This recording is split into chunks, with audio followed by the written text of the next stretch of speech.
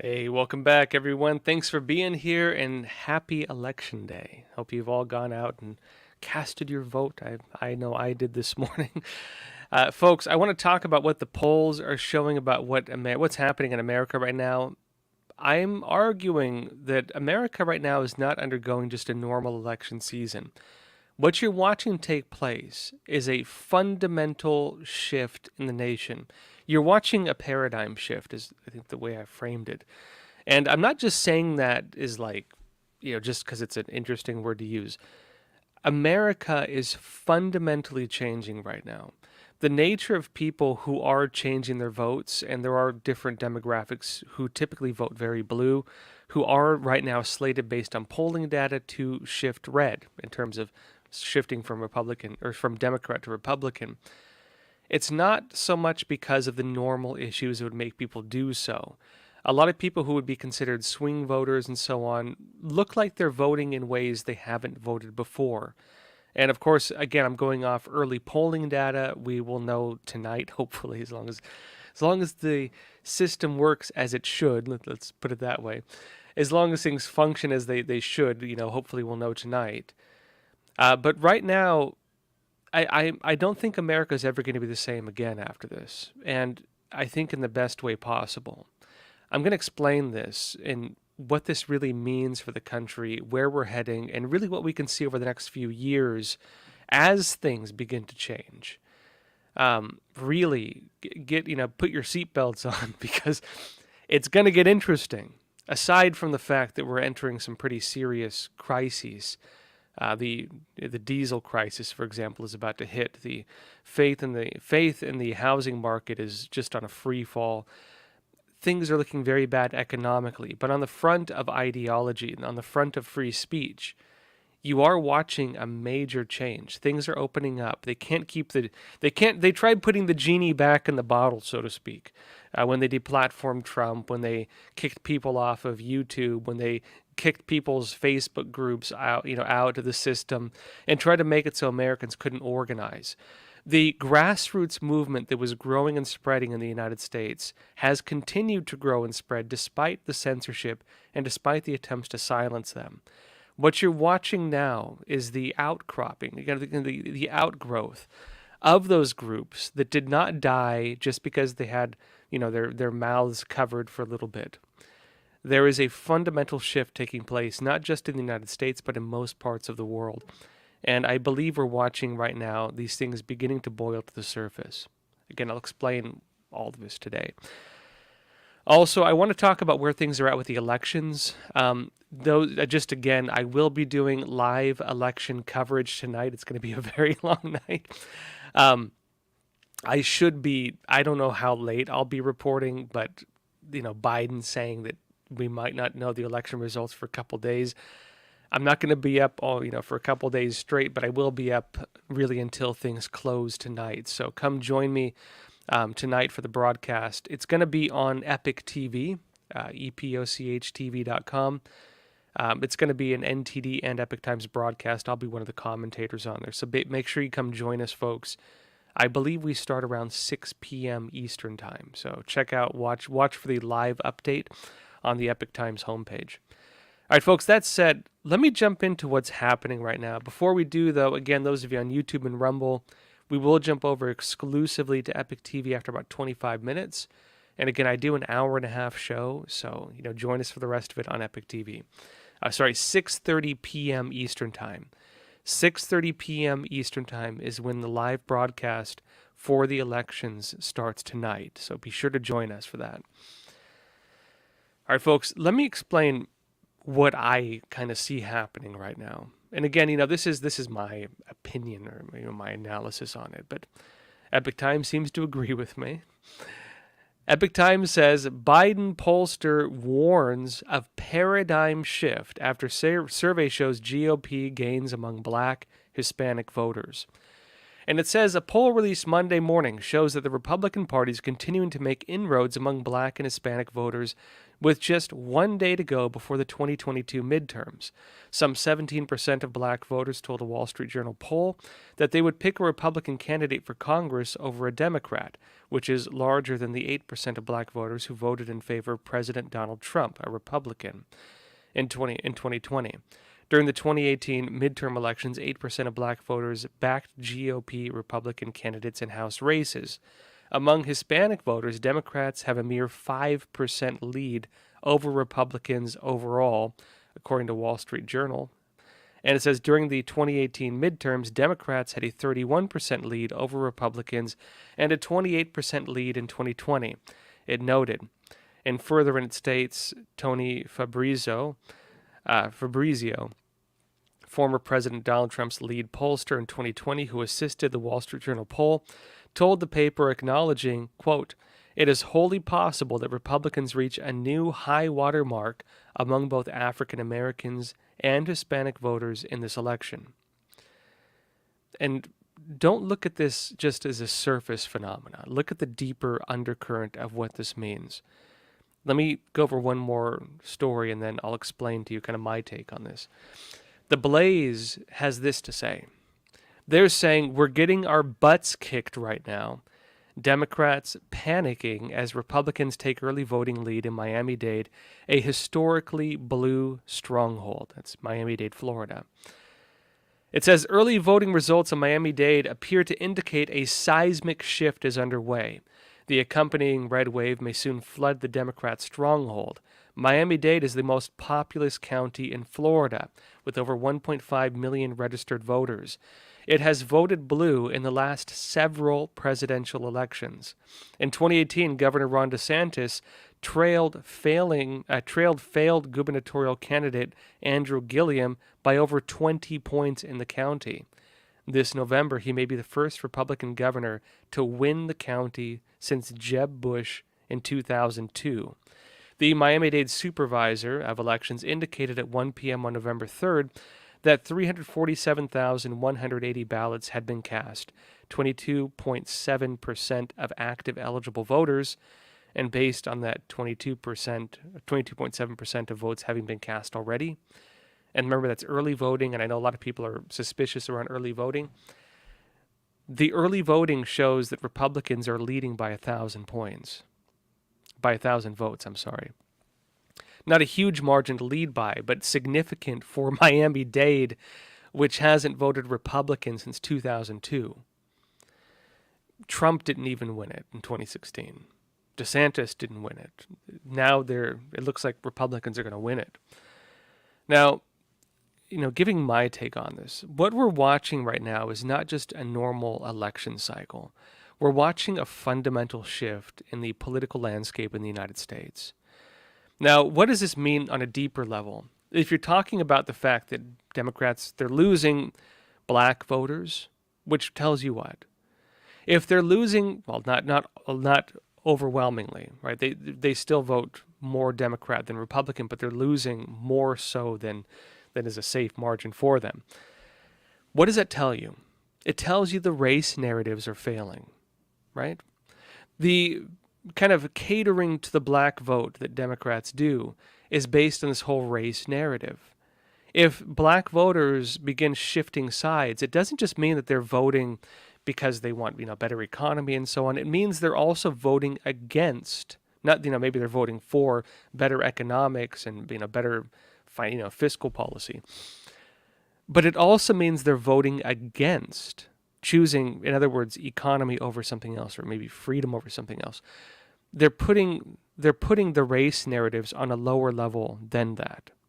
It suggests the narrative of race is failing.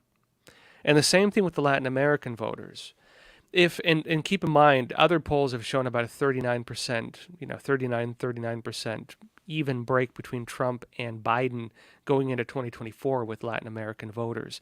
And that was a while back when polls were actually showing lower numbers than now for Latin American voters, suggesting it's actually even more so now that they're moving Republican. When it comes to Latin American voters, this also shows that the open border policies are failing. The open border policies are not resonating with Latin American voters.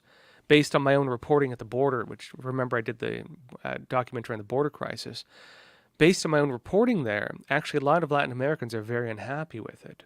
But even deeper than that, what you have is a lot of people who fled communism. You have to understand the politics in Latin America.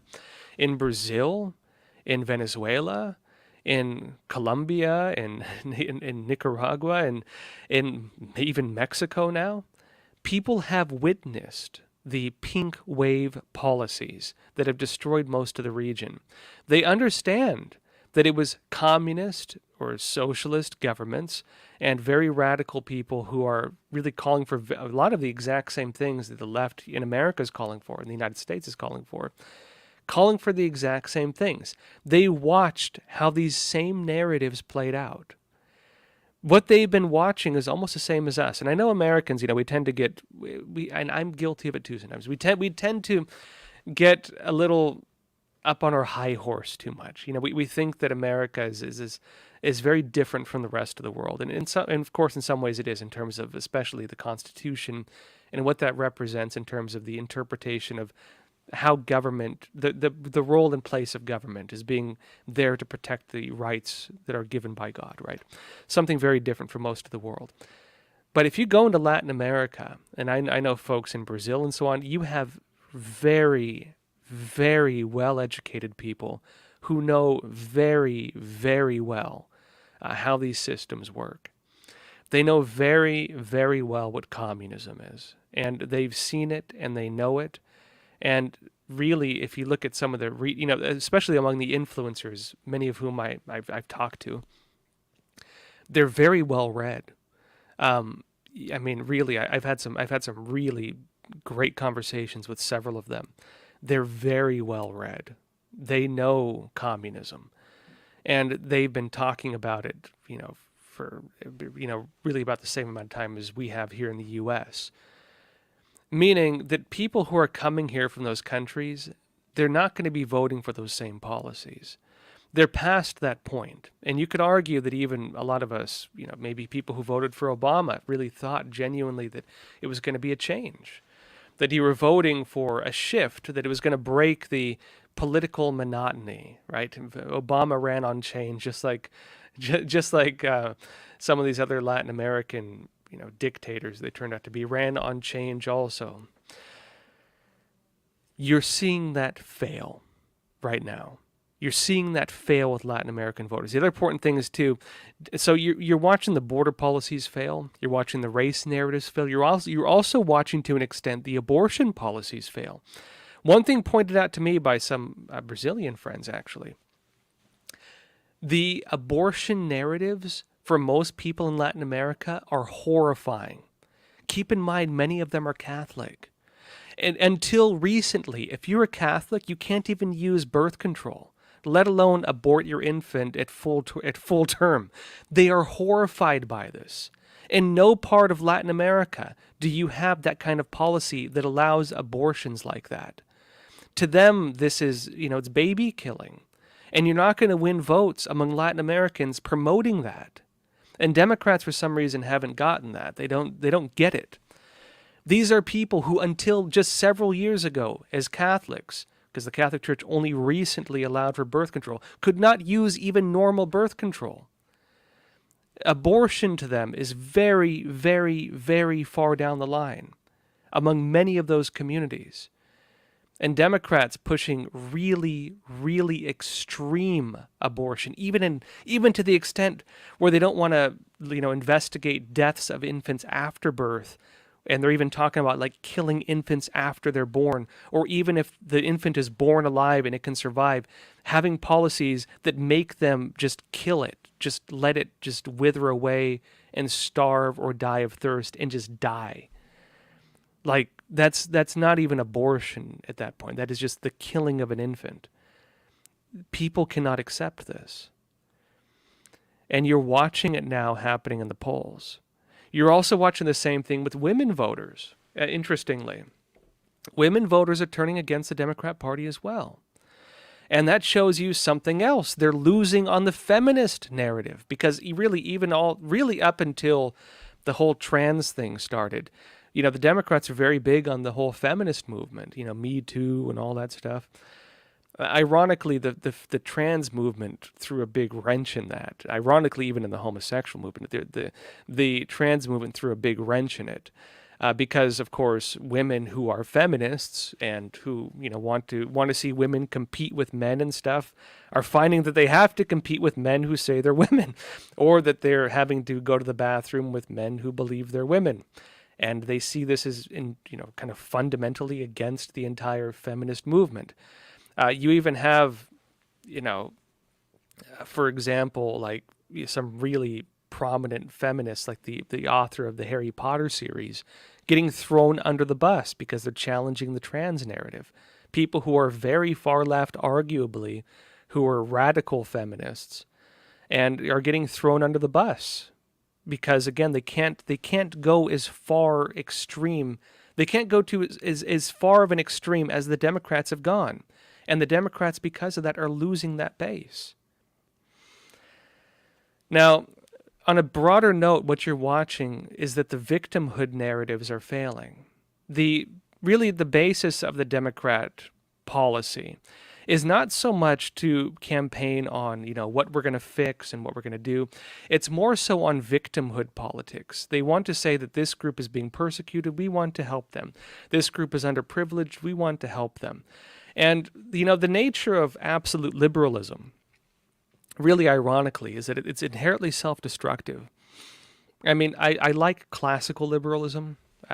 I've quoted several times Frederick Bastiat, for example, a lot of the Enlightenment thinkers, even though I have some issues with the Enlightenment. The liberalist thinking, when taken to an extreme, absolute liberalism, is inherently self-destructive. And I think you're watching the late-term kind of version of that. And the reason is this. When your ideology forces you to acknowledge everything, right? When your belief forces you to say everything is good, what becomes evil in that case? Well, saying something is not good. Morality becomes evil in that case. Your entire moral system becomes inverted. Good becomes bad and bad becomes good. Evil is no longer defined as committing an evil act or, engaging in some kind of following your desires to an extreme or something like that. Evil then is interpreted as criticizing the absolute opening up of morals. Good becomes evil and evil becomes good. And it's impossible at that point to have any kind of moral base. It's impossible at that point to have principles. Because if you have principles, automatically, for example, I think most people have, values when it comes to sexuality. Most people are still, straight. Most people are more traditional still. Most people still have, relationships or marriages and so on, more of a traditional sense. Meaning you have some kind of moral foundation based in tradition that makes you live a certain way. Your choice to do that is oftentimes based on your own values when it comes to that. There are things that you believe are okay, and there's things you don't want. There's things you will not do. The nature of absolute liberalism is that if you say there are things you won't do, they call that discrimination. If there are things you believe are wrong, they call that discrimination. And the absolute state of it, when taken to an extreme, is that the system itself begins criticizing you for saying you do not agree with something, for saying you have a moral issue with doing something, because they say that you're a hater, you're discriminating against people, you're whatever they want to use, transphobic, homophobic, they want to call you a Nazi or whatever else, because you have some kind of value that would criticize the absolute opening up and absolute abandonment of morality. That is not resonating with voters. It takes a very extreme person to follow that kind of political ideology to its final synthesis. And you're watching the Democrats right now take that political ideology to its most extreme and I think final synthesis. And you're watching the party fall apart right now.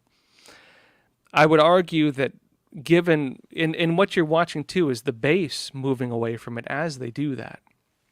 You're going to watch, I think, a really fundamental shift in the country where people who are breaking away from that are not just fair weather voters. They're not just people who are voting based on issues, which you often see, for example, with, you often see that with, say, swing voters and so on, where they're just voting on issues. You're watching people begin to fundamentally disagree with the nature of one political party, which is, being the Democrats in this case. And I believe this is going to have really, really long-term implications for the United States.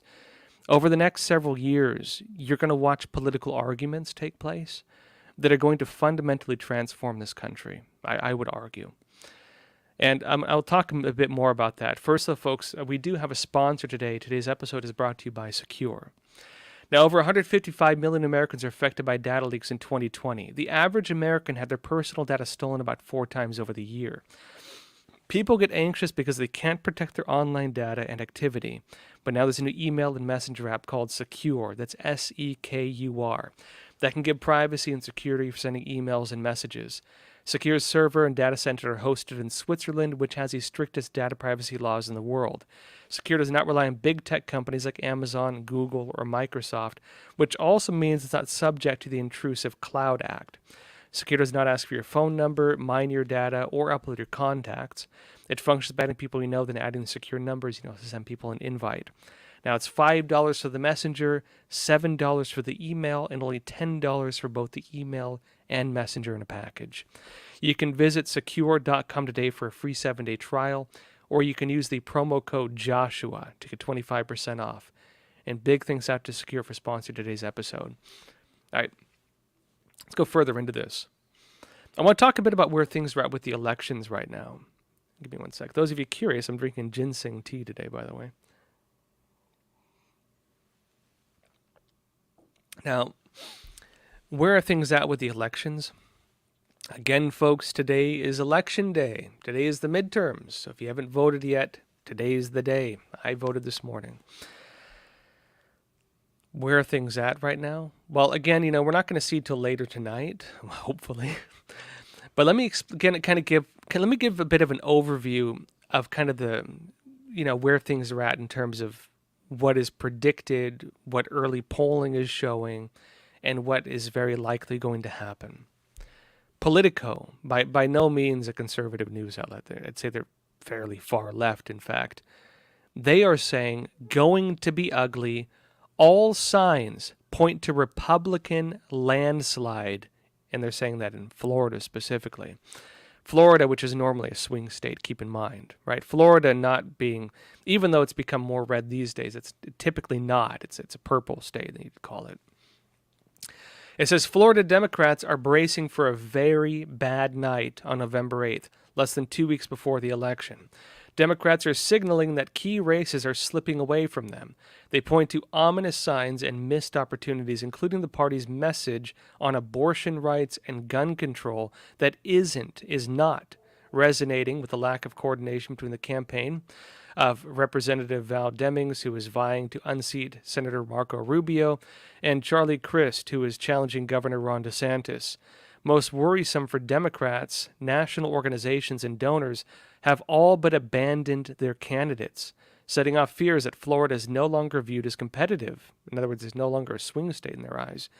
That would have dire implications for the next presidential election. Again, folks, remember, Florida used to be a swing state. Those days are coming to an end. Again, lending more credence to what we just talked about, that the political makeup in the country is shifting. We're seeing a seismic shift in terms of America's political, system. And really, if enough swing states kind of fundamentally just abandon the Democrat Party, you're going to have to watch the Democrat Party become something else. Or maybe the political dichotomy is going to have to change. You're going to have to see maybe the death of a party and the rise of a new one. We'll see where it goes, honestly, because I don't know. But let's go deeper into this. The big question now is going to be 2024. As they mention, if Florida is no longer seen as competitive. If Florida is no longer a swing state, they're saying that would have dire implications for the next presidential election. And as they note, what I just talked about, they say Democrats are signaling that there are key, races with this. They're finding the party's message on abortion rights and gun control is not resonating with their voters. The things they've hedged their bets on are no longer resonating. This, again, reflects what I just talked about. The victimhood politics, the entire base of the Democrat narrative is no longer resonating with their voters. The race narratives, the border narratives, feminism, election, abortion, it's no longer resonating with them. They have lost many people. One, because they're taking it to such an extreme, and two, because they're doing so bad on every other issue. Epoch Times has this one. They're saying Democrat strategist predicts GOP Republican Party victory on Tuesday.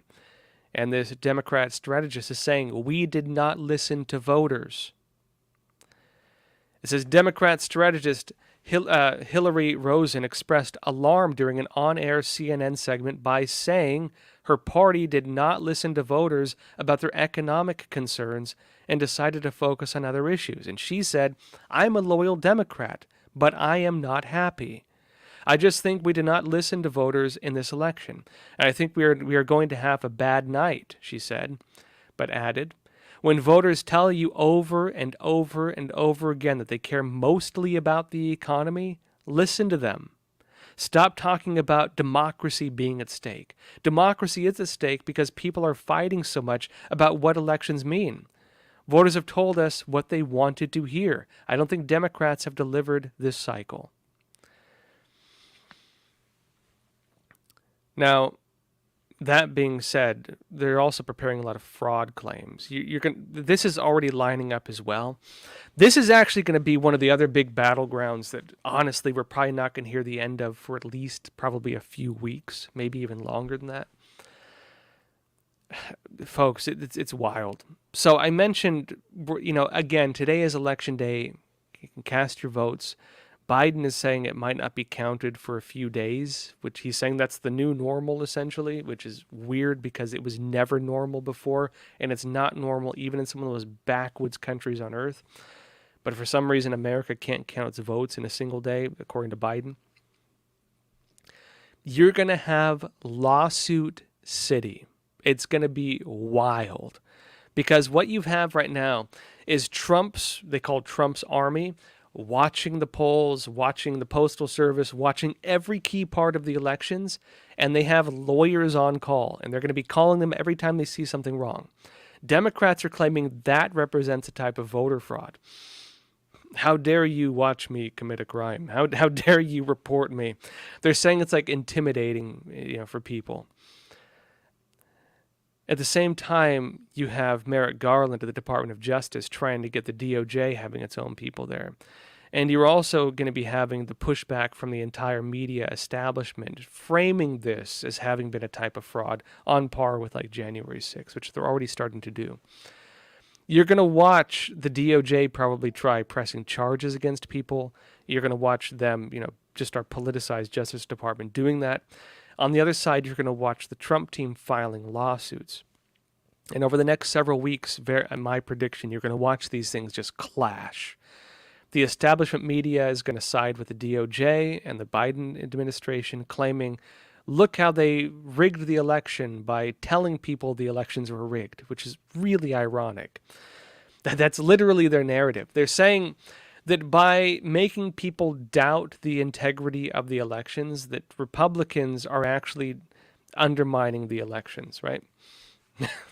And Republicans are saying, no, we're saying the elections are problematic because you guys keep getting rid of laws like signature verification, and you keep trying to send out universal mail-in ballots to random addresses by the hundreds of thousands to places where you shouldn't be sending them to, and that's actually pretty dang problematic, don't you think?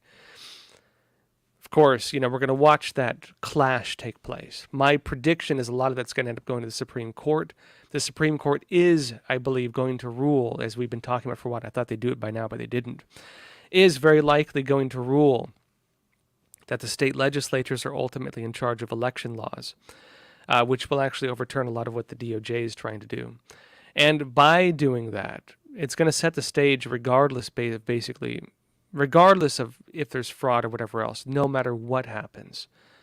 You're going to have essentially these state legislatures be able to put forward dueling electors, and those dueling electors will be the legitimate electors if that clarification is made by the Supreme Court. Meaning, had that happened last time, 7 states put forward dueling electors for Trump. Trump would have won by a landslide had that taken place.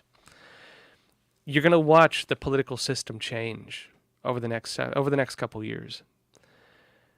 And you're going to watch the Biden administration probably trying to launch investigations and committees and so on. And if Republicans gain control of the House, they're going to be launching their own.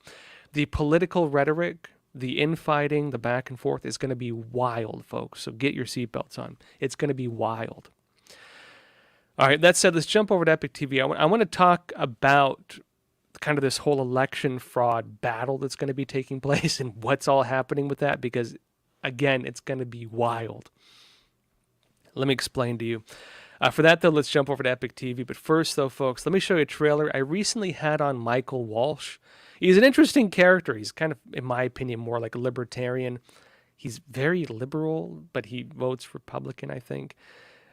He's an interesting character. But he and a bunch of other folks who are not on the, Christian right or conservative right are actually taking a very strong stance against the Great Reset and the World Economic Forum. And one thing they've been explaining is that what the World Economic Forum is planning, this Great Reset, is a plot of the ultra-wealthy. This, ironically, represents the very thing that many people on the left believe they're fighting against, without realizing the very thing they believe they're fighting against is what they've come to represent. Let me show you this trailer, folks, and then we'll jump over to Epic TV.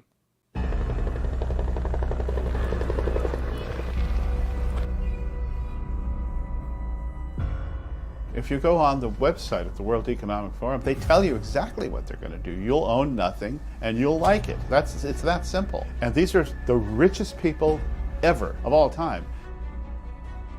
It seems simultaneously people are waking up to the threat of the Great Reset and what it represents. They mean what they say, and I think this is always the weakness of the victim, the deer, as the predator comes up.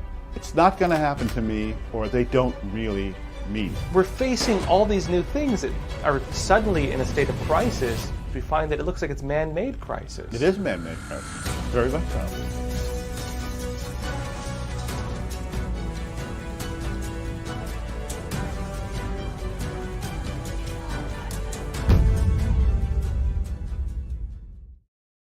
Hey, folks, again, that's on Epic TV. And also, don't leave yet. Those of you on YouTube and stuff.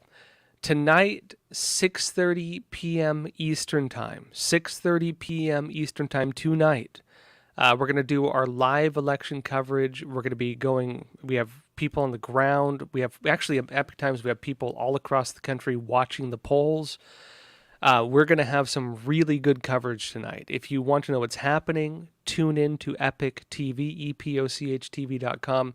Join our live election coverage. I'll be one of the co-hosts tonight. They have me there as like a commentator. So join us tonight, folks. It's going to be a 4-person panel. I'm one of them. And I don't know how late I'll be going. If you want to stay up late with me, come join us. So I'll see you there. All right, that's it. Let's jump over exclusively to Epic TV. And folks, come join us. I do an hour-and-a-half show. See you there. All right, folks. So let me talk about the next part. Actually, let me show you a trailer of that real quick. Then we'll jump over.